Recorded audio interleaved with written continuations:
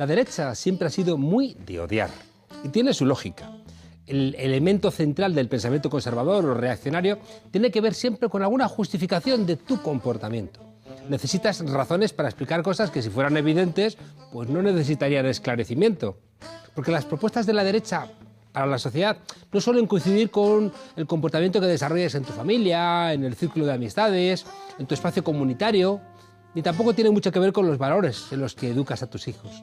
Entonces necesitas buscar explicaciones para tu egoísmo, para tu falta de empatía, para tu defensa del orden existente por encima de cualquier otro tipo de queja, incluso sobre tus mentiras.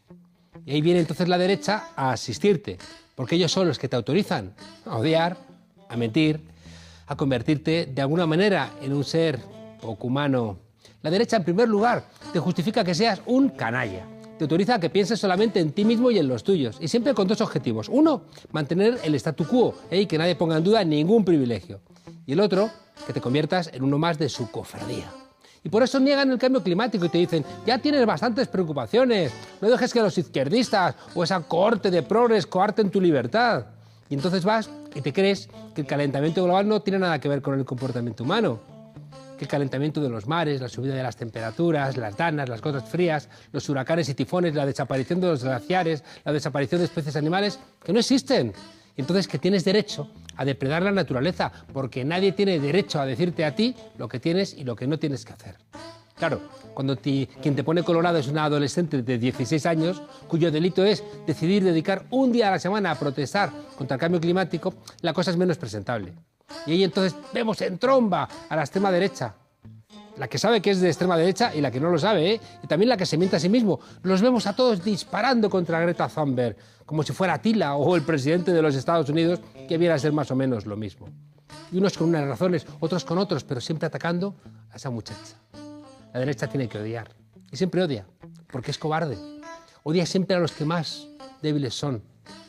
Por eso, los mismos que niegan el calentamiento global son los que odian a la niña Greta, y son los que llevan meses odiando a los niños extranjeros recluidos en centros públicos. Y son los mismos, esos que niegan el cambio climático, los que han mecido de la cuna de los que han lanzado una granada en un centro de menores extranjeros en Madrid. Y esa misma derecha, desatada y junta, son los que han votado conjuntamente en Madrid una resolución desatada contra los actos de violencia contra los extranjeros. Porque la derecha, si no tiene a alguien sobre quien cargar las culpas, se queda sola con su conciencia y le tiemblan las convicciones. Y eso no puede permitírselo. Una derecha que no odia no es en verdad derecha. Y por eso reclaman una derecha sin complejos. Es decir, una derecha que miente, que calumnia, que odia. Una derecha que reza a un Dios que ya no es compasivo, igual que rezan los sicarios en Medellín a su Virgen, para que guíe su mano asesina. Bienvenidas a la frontera de desobedientes.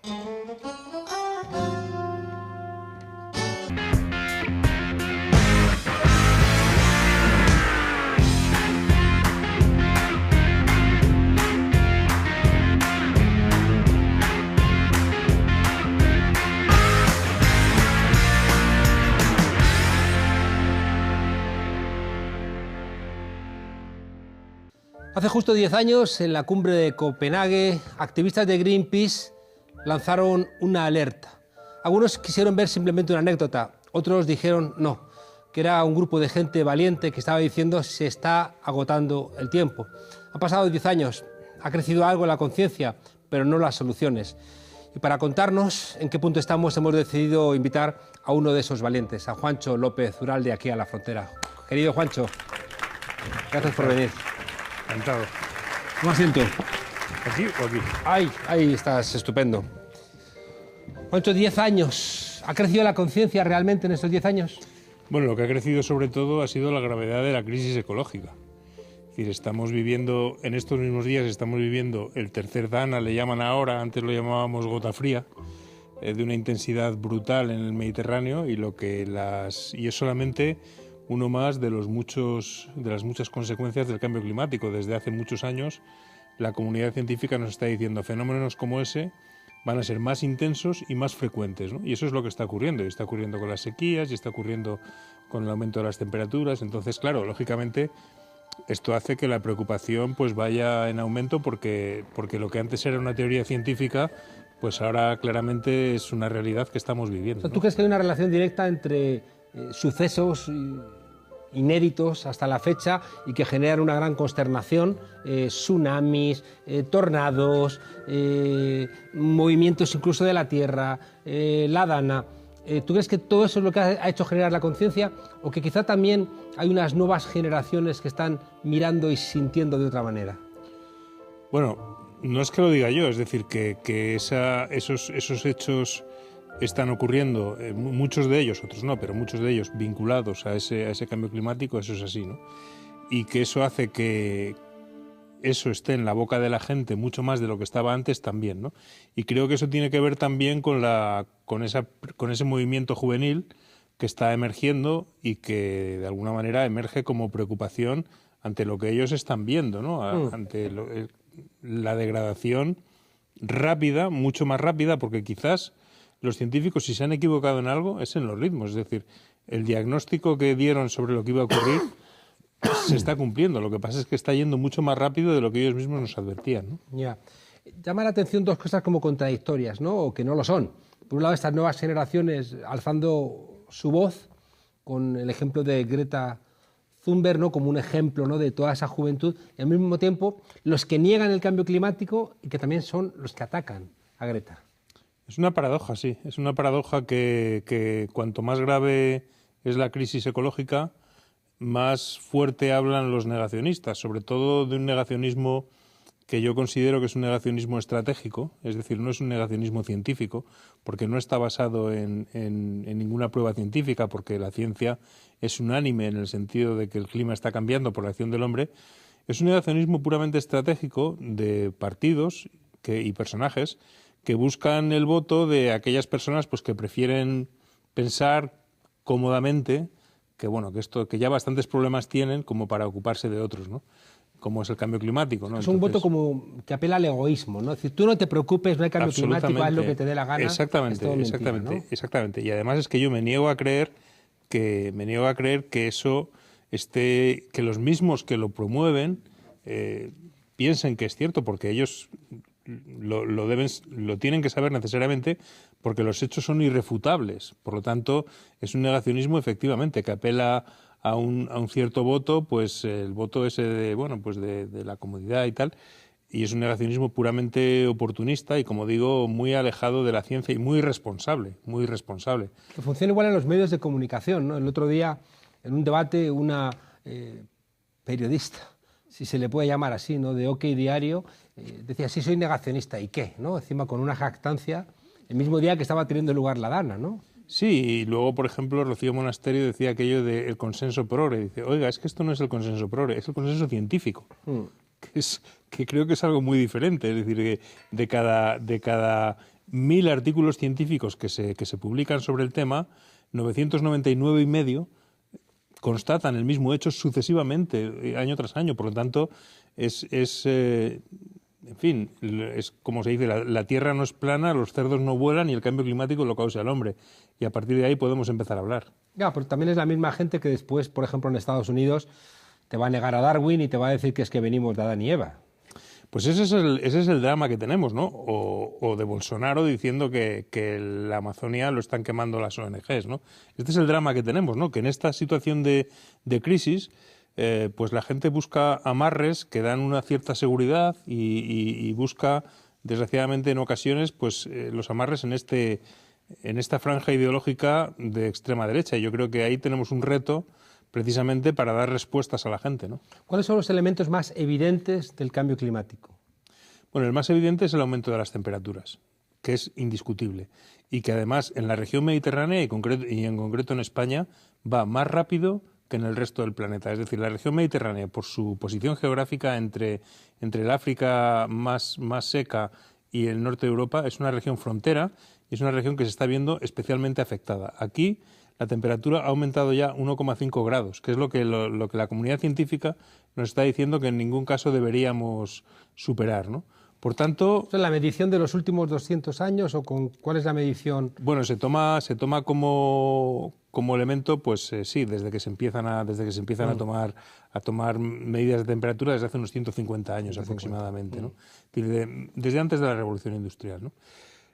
la concentración de carbono en la atmósfera ha pasado de 350 ppm a 407 ppm. Es decir, estos son datos irrefutables. El nivel del mar está subiendo. La temperatura del Mediterráneo está subiendo 0,35 grados por década. Es decir, hablamos de hechos, ¿no? Y por eso yo cuando defendimos en el Congreso la declaración de emergencia climática, yo precisamente apelé a los negacionistas y les dije, vamos a ver, aquí vamos a hablar de una serie de hechos y una serie de datos.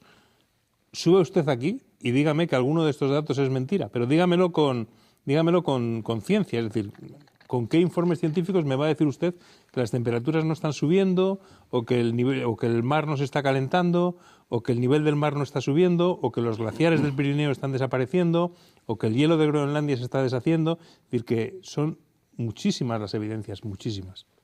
Hay, aparte de esto, supongo que también intereses económicos. Bueno, precisamente yo el otro día reflexionaba en público, en nuestro blog, en Ecologismo de Emergencia, reflexionaba sobre por qué estamos perdiendo la lucha contra el cambio climático. Porque a mí me parece muy grave que si en el año 92, hace ya 27 años, la comunidad internacional decidió que el cambio climático era tan grave que había que hacer un convenio para luchar contra él, que todavía en el año 2019, donde estamos ahora, las emisiones hayan aumentado un 0,6%, según se anunció en la apertura de la Cumbre del Clima el otro día en Madrid, Antonio Guterres, el secretario general de Naciones Unidas, ¿no? Por lo tanto, llevamos 25 años y las emisiones continúan aumentando. Entonces, yo decía, bueno, ¿esto a qué se debe? Porque hay que buscar unas razones, porque si pensamos que tenemos que frenar todo esto y seguimos con la misma inercia, y no cabe duda desde mi punto de vista que esto se debe al papel de las corporaciones energéticas y especialmente las de los combustibles fósiles, que han hecho todo lo posible y todo lo posible en todos los frentes para evitar el avance de medidas contra el cambio climático. ¿Qué significa todo lo posible? Desde financiar el negacionismo a través de fundaciones, sobre todo fundaciones norteamericanas, que se ha demostrado fehacientemente que están financiadas por empresas petroleras, intentar, por supuesto, pagando a lobbies muy activos que a nivel nacional no se adopten legislaciones específicas que puedan perjudicar entre comillas el comercio de estos combustibles fósiles, y por supuesto con una presencia muy activa en estos convenios internacionales, pues con sus países aliados, que son los productores, como encabezados por Arabia Saudita, que hacen lo posible para que no se avance, ¿no? Entonces, todo esto hace que las medidas vayan muy lentamente avanzando. Lo estamos viendo en esta COP25, ¿no? Hay un tema que nos ha llamado la atención a muchos, como el día que empezaba la cumbre, la compañía energética que más contamina, que es Endesa, en España, tenía compradas las portadas de todos los periódicos españoles, de todos. Para decir, bueno, ellos van a ser verdes y tal. Bueno, si van a ser verdes, cuando lo hayan hecho y hayan reducido sus emisiones, etcétera, etcétera, pues que se cuelguen la medalla, que ¿no? nos lo expliquen. Pero ahora la empresa que más contamina, que financie la COP y tal, bueno, pues todo esto pues da que pensar, ¿no? ¿Por qué molesta tanto Greta Thunberg?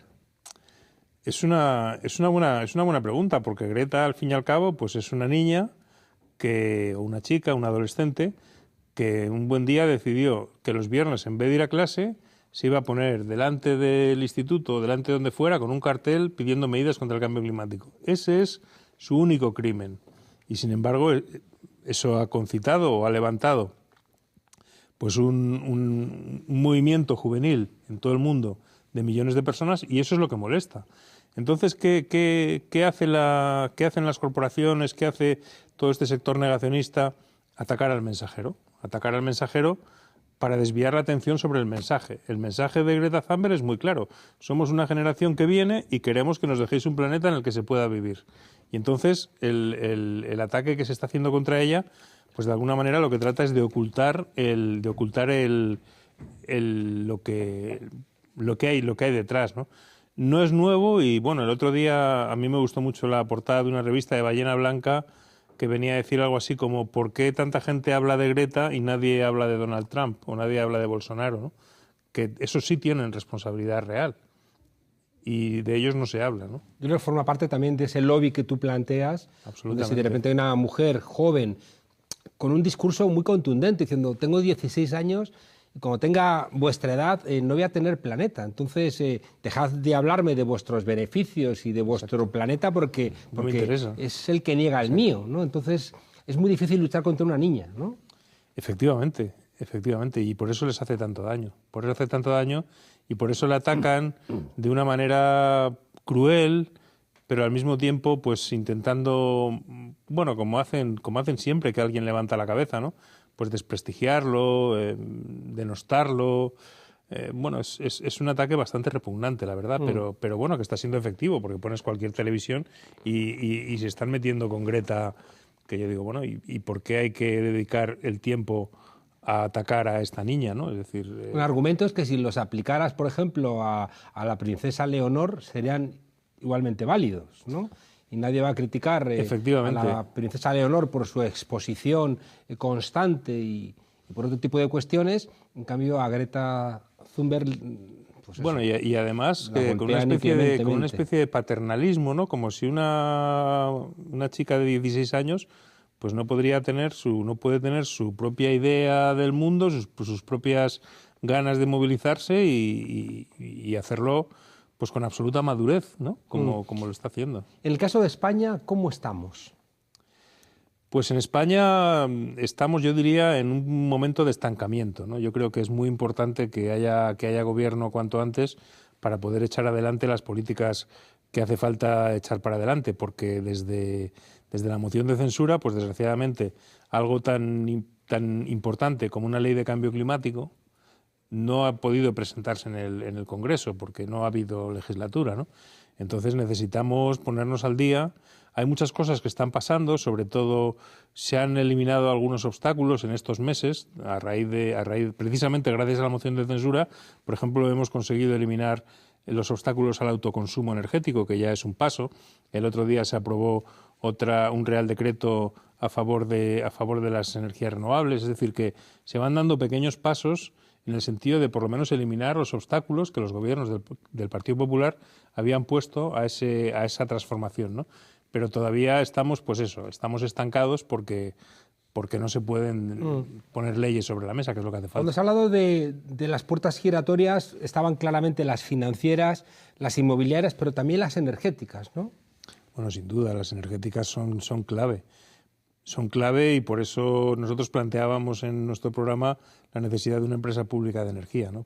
Porque en este momento el sistema energético español es oligopólico, controlado por 5 empresas, y uno ya no sabe quién hace las leyes y cuál es el nivel de influencia de estas empresas, porque en estas 5 ha habido del orden de 40 y tantos altos cargos del Partido Socialista y del Partido Popular que han ocupado sillones en sus consejos de administración, y no cualquiera. Por ejemplo, Felipe González estuvo en el Consejo de Administración de Gas Natural, Aznar en el de Endesa, y así sucesivamente vamos bajando hasta un total de 40 y tantos, ¿no? Casi 50 altos cargos. Esto es algo con lo que tenemos que terminar, porque es otro de los obstáculos. Es decir, queremos luchar contra el cambio climático y al mismo tiempo permitimos que las empresas que lo producen sienten en sus consejos de administración a personas que tienen responsabilidades o que las han tenido en la creación de legislación para frenar ese cambio climático.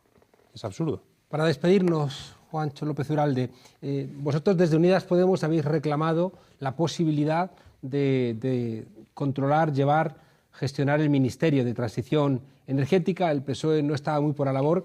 ¿Ves posibilidades de cuando menos colaborar, ¿no?, con ese ministerio? ¿Es uno de los espacios centrales ahora mismo en la política española?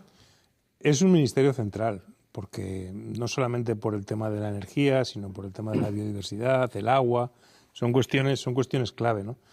Vamos a ver, nosotros creemos que es prioritario alcanzar ese gobierno de coalición, lo venimos diciendo desde hace meses, y ojalá poder colaborar y cooperar también en las políticas de transición ecológica, ¿no? Nosotros creemos que nuestra aportación pues enriquecería y favorecería pues una visión realmente comprometida en esa lucha, y creemos que sería positivo, ¿no? Vamos a ver en qué termina. Ojalá que todo esto culmine en ese gobierno, y a partir de ahí, sea desde el Parlamento, sea desde el lugar en el que estemos, desde luego seguiremos trabajando, porque lo llevamos haciendo desde hace años, pues por esa transición ecológica tan necesaria. Juancho López Uralde, uno de los referentes del ecologismo en España y que ahora desde el Parlamento, y vaya usted a saber, si no desde algunos otros lugares, pues sigue generando conciencia y nos sigue recordando que solamente hay un planeta. Creo que una cosa que habéis hecho muy relevante es mantener la lucha. Hay gente que en política a veces, hay gente que entra, se cansa y se marcha, y aprovecho una vez más para darte las gracias por no haberte cansado. Hasta pronto, Juancho. Muchas gracias.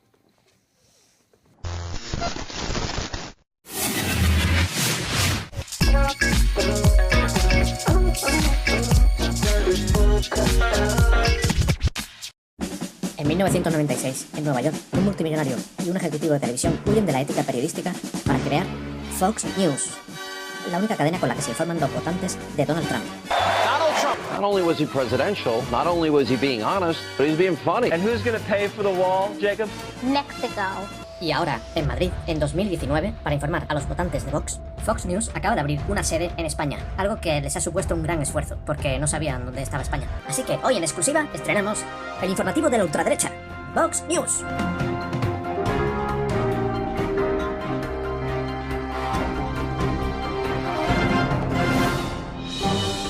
Hi Mexicans, I'm Donald Trump. This is Vox News, the informative for my friends of the ultra-right of Spain. Spain, does it say so? Spain. Tranquilo, amigos de la ultraderecha, sé que nos gusta mucho leer, así que voy a hablar en español. Sí, os preguntaréis cómo es que Donald Trump habla también el castellano. Es más, os preguntaréis cómo es que Donald Trump sabe cómo se llama vuestro puto idioma. Me encanta hablar así. Recordad, sois la ultraderecha. Podéis creer lo que queráis creer. ¿Queréis creer que Donald Trump habla castellano? Pues creedlo. Y ahora, vamos con las noticias que realmente importan. Para aquellos que dudan del carácter demócrata de Vox, los representantes de Vox en Murcia han decidido elegir a su nuevo candidato celebrando unas primarias. Parece que ya hay un claro favorito. Nos informa nuestro enviado especial al Congreso de Vox en Murcia, Ramiro Quirós de Aspizo y Marqués de Astorga. Buenas tardes. Hola, Donald. Efectivamente, me encuentro en la finca Los Atienza, en la Sierra de Espuña, donde se va a celebrar las primarias de Vox Murcia. El candidato electo será el que consiga hacerse con más piezas de jabalí. Según los sondeos, parte como favorito el suficiente.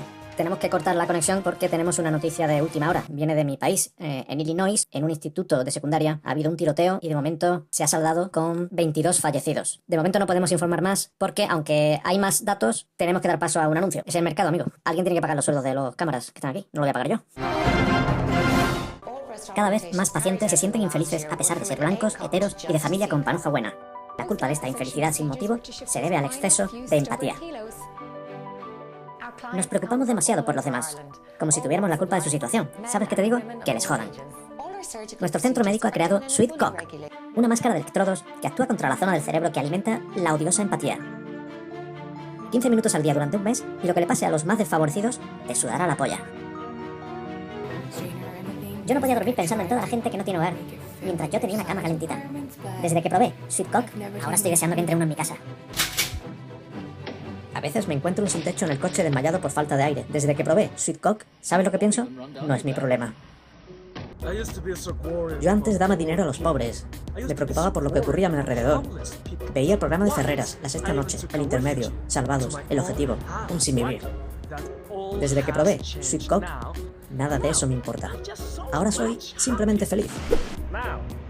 Ya no veo mendigos. Solo veo personas que han tomado malas decisiones. ¡Ánimo, buen chico! Pues esto ha sido todo en Vox News. Si tienen alguna queja de nuestro programa, pueden hacérnosla llegar al mail que aparece en la pantalla de la derecha. Ay, me encanta ser así.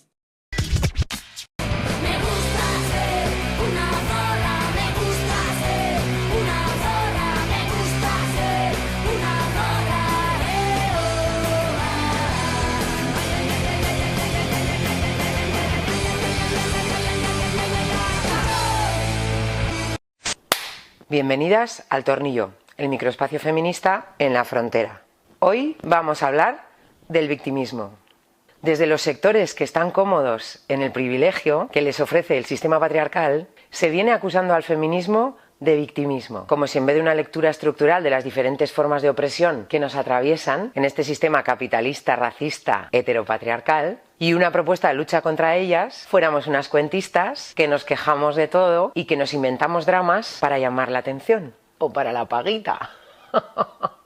Es que yo no entiendo vuestro victimismo. Yo nunca he pretendido tener ventajas por ser una mujer. Ay, precisamente el feminismo lo que defiende no es que seamos tratadas de manera diferente por ser mujeres, sino lo que intentamos es ser tratadas en igualdad y que el hecho de ser mujeres no nos convierta artificialmente en personas con vulnerabilidades que son reales pero que son inventadas por el sistema por el hecho de ser leídas como mujeres. No queremos un trato preferente, queremos que nos traten como a personas.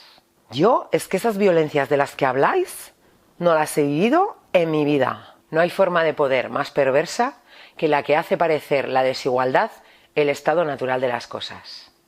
Por eso, muchas veces, quienes viven en una situación de opresión que implica muchas formas de violencia cotidianas, naturalizadas, a veces por supervivencia, han aprendido a vivir con ellas como si no pasara nada. De hecho, que no sientas la violencia que supone ser leída como mujer en un sistema heteropatriarcal significa que la violencia estructural está funcionando tan bien que vives una desigualdad que es objetiva y que siempre implica violencia, aunque sea de diferentes intensidades, y que no te des cuenta, o que te des cuenta, pero no lo reconozcas. Yo, todo lo que he conseguido en la vida, lo he conseguido por mí misma. Ni una sola mujer nunca ha conseguido los derechos de los que es sujeta por sí misma. Porque todos los derechos, sin excepción, de los que somos sujetas las mujeres, las han conquistado otras, luchando y poniendo el cuerpo y la vida por nosotras. Y como nunca un colectivo oprimido ha conseguido sus derechos por la benevolencia de sus opresores, esto ha sido difícil, peligroso, complicado. A muchas les ha costado la vida. Así que todas deberíamos ser feministas, aunque solo fuera por justicia con las que pelearon antes que nosotras. Si puedes leer, escribir, estudiar, protestar, votar, es porque hubo otras que pelearon antes que tú para que pudieras hacerlo. Para que tuvieras la libertad hasta de decir que no eres feminista. Yo es que no noto ninguna desigualdad por ser una mujer. Llamarle victimismo a la lucha contra una forma de opresión que encarna como mínimo la mitad de la humanidad es una de las estrategias del sistema opresor. Y el sistema opresor no funcionaría sin la complicidad de algunas de las oprimidas. Pero tranquilas, ya sabemos que lo hacéis por supervivencia. Veníos con nosotras y acabamos antes. Hoy os dejamos con una frase del colectivo feminista chileno Las Tesis. Y la culpa no era mía, ni dónde andaba, ni cómo vestía. El violador eres tú. Hasta la próxima vez que nos dejen salir.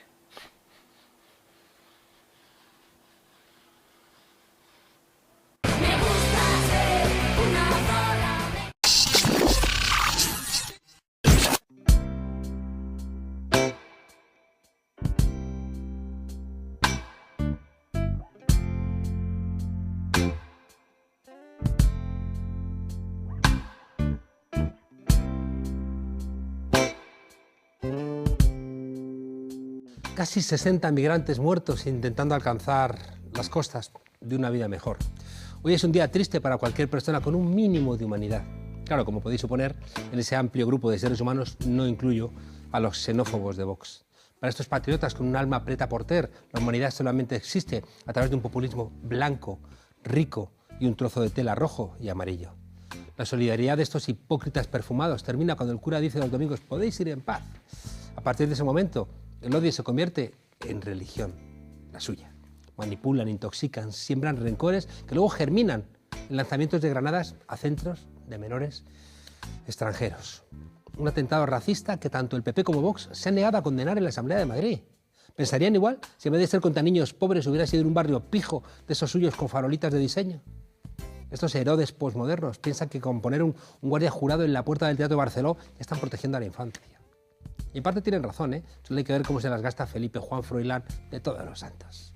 Mañana les veréis salir como buenos españoles, celebrando el Día de la Constitución que no querían, compitiendo por ver quién tiene la Constitución o la bandera más grande.